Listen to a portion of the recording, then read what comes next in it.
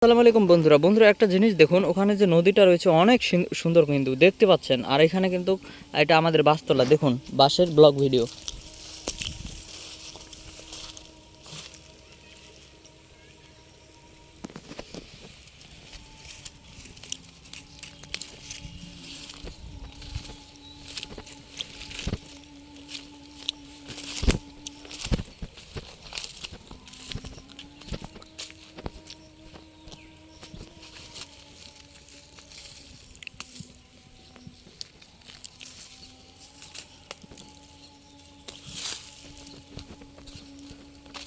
তো বন্ধু, একটা বিষয় খেয়াল করে দেখছেন তো, আমাদের এই সব কিছু মিলে গ্রাম পরিবেশ বলে, হ্যাঁ, অনেক সুন্দর জায়গা দেখলেন।